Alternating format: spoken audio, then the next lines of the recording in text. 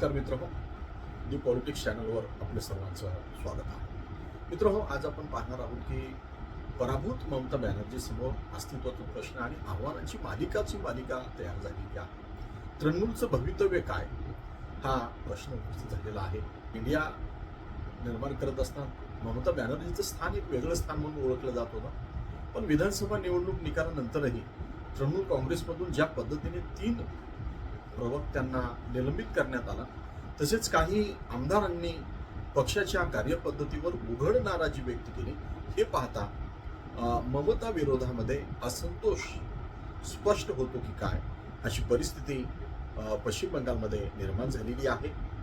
आणि मग संघर्ष करणाऱ्या नेत्या अशी 71 वर्षीय ममता बॅनर्जी यांची प्रतिमा तृणमूल काँग्रेसच्या सर्वेसर्वा, पश्चिम बंगालच्या 3 वेळा मुख्यमंत्री, केंद्रात मंत्रीपद, संसद सदस्य अशी विविध पदे भूषविलेल्या ममता दीदी या विधानसभा निवडणुकीतील पराभवाने अडचणीत आलेल्या आहेत.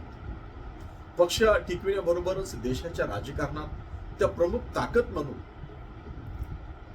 कायम राहण्याचे आव्हान त्यांच्या पुढे आहे.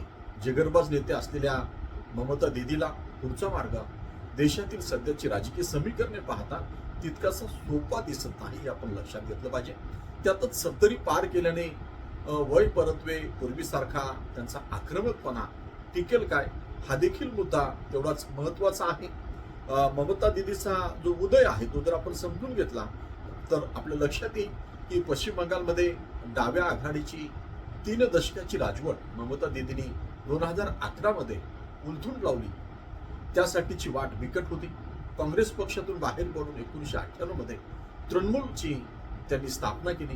त्यानंतर 13 वर्षातच रस्त्यावर उतरून विविध आंदोलने करत पक्षाला सत्तेत नेऊन बसविले. या मार्गक्रमणात त्यांच्यावर हल्ले देखील झाले, मात्र त्याची पर्वा न करता संघर्ष सुरूच ठेवला.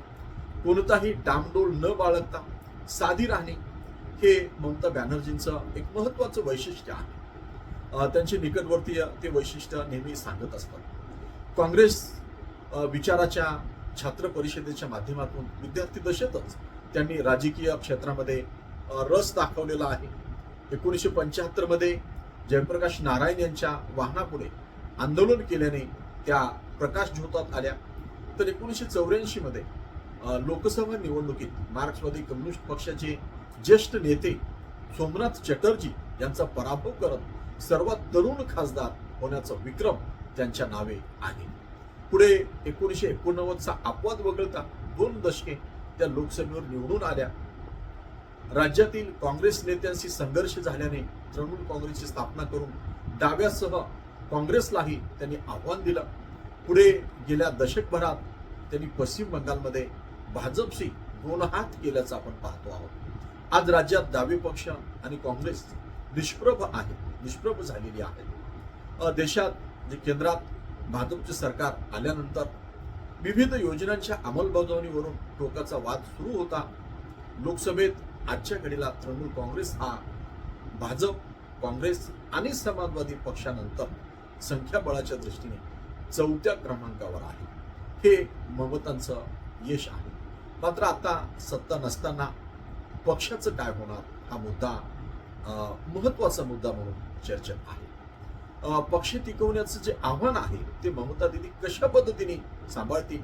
जे सत्ता नसली की कुंकुणावरचे दुसऱ्याच्या बाजूला जातात, असा सध्याच्या राजकारणाचा परिपाठ झालेला आहे. विधानसभा निवडणूक निकालानंतरही तृणमूल काँग्रेसमधून ज्या पद्धतीने 3 प्रवक्त्यांना निलंबित करण्यात आले, तसेच काही आमदारांनी पक्षाच्या कार्यपद्धतीवर उघड नाराजी देखील व्यक्त केली, हे पाहता हा असंतोष स्पष्ट होतो. त्याचबरोबर राज्यात पराभव झाल्यानंतर मुख्यमंत्री पदाचा राजीनामा देण्यास ममता दीदींनी नकार दिलेला होता. निवडणुकीत घोटाळा आहे, मतदार याद्यातील सुधारणांच्या नावाखाली मते बाद ठरविण्यात आली, केंद्रीय यंत्रणांच्या हस्तक्षेपाने असा निकाल आला, असे नानाविध आरोप करण्यात आले. विधानसभा विसर्जित केल्यानंतर आपोआप त्यांचे मुख्यमंत्री पद गेले. मात्र निकालानंतर लगेच जर राजीनामा दिला असता तर योग्य झाले असते, असाही एक सूर म्हणजे जसा जनतेतून देशभरातून होता तसा पक्षातूनही व्यक्त केला गेला. राज्यात भाजप आणि तृणमूल काँग्रेसच्या मतांमध्ये 5% अंतर आहे.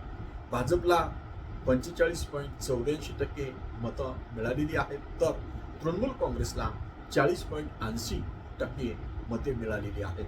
हे पाहता रस्त्यावरची लढाई लढणाऱ्या ममता दीदींना जनमताचा अंदाज यायला हवा होता. राज्यातील 15 वर्षाच्या सत्तेविरोधात हा स्पष्ट कोल आहे. अर्थात अजूनही 40% जनता त्यांच्या मागे आहे. हा एक महत्वाचा भाग आपण म्हणू. ममता दीदींच्या मंत्रिमंडळातील काही सहकारी स्थानिक पातळीवरील पदाधिकाऱ्यांची दादागिरी याची किंमत पक्षाला मोजावी लागली. तसेच ममतांची ही अनेक धोरणे त्याला कारणीभूत ठरली. अगदी एक उदाहरण घ्यायचे झाले तर राष्ट्रपती द्रौपदी मुर्मू यांच्या दौऱ्यावेळी शिष्टाचार पाळला नाही अशी टीका त्यांच्यावर झाली. त्यात तथ्य किती माहिती नाही, पण आरोपांमुळे राज्य सरकारची प्रतिमा डागाळली आणि आदिवासी समाज नाराज झाला. अशा काही गोष्टी सरकार विरोधात गेल्या. ममता बॅनर्जी या देश पातळीवर विरोधकांचं नेतृत्व करतील असं मानलं जात होतं. मात्र राज्यातील पराभवाने त्याला खीळ बसल्याची आपल्याला पाहायला मिळते आहे. आणि म्हणून आपण हे लक्षात घेतलं पाहिजे की ममता दीदी या आव्हानांना कशा पद्धतीने सामोरं जातील, आव्हानाला कितपत प्रतिसाद आहे हे आपण लक्षात घेतलं पाहिजे. की निवडणूक निकालानंतर भाजप विरोधात एकजुटीची हाक त्यांनी डावे पक्ष, काँग्रेस इतकेच का विद्यार्थी आणि स्वयंसेवी संस्थांना दिली.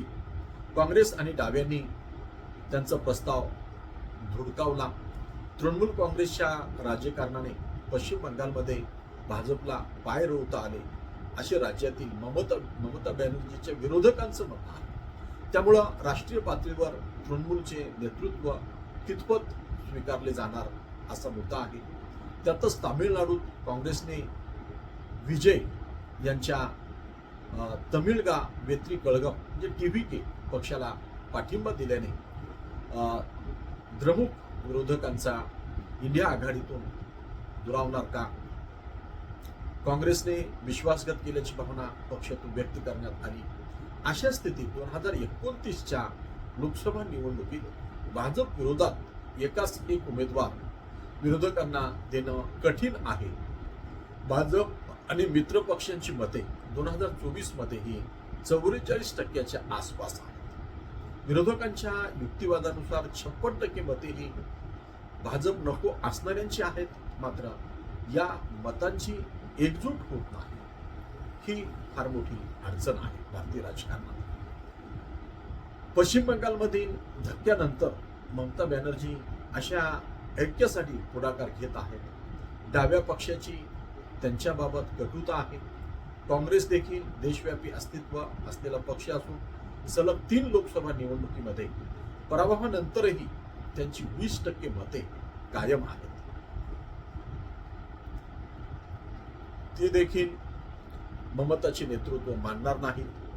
मग इंडिया आघाडीतच 2 गट पडणार का, हा महत्वाचा प्रश्न आहे. मुख्यमंत्रीपद गमावल्यानंतर ममता बॅनर्जी अधिक आक्रमक झालेले आहेत. भाजपचा पराभव हेच त्यांचं एकमेव ध्येय आहे. मात्र विरोधकांमधील हेवे दावे, त्याचबरोबर ममता बॅनर्जींच्या मुख्यमंत्रीपदाच्या कारकिर्दीत सुशासनाच्या मुद्द्यावरून त्यांच्यावर होणारी टीका, या बाबी राष्ट्रीय स्तरावरील विरोधकांच्या एकोप्यासाठी आव्हानात्मक ठरते.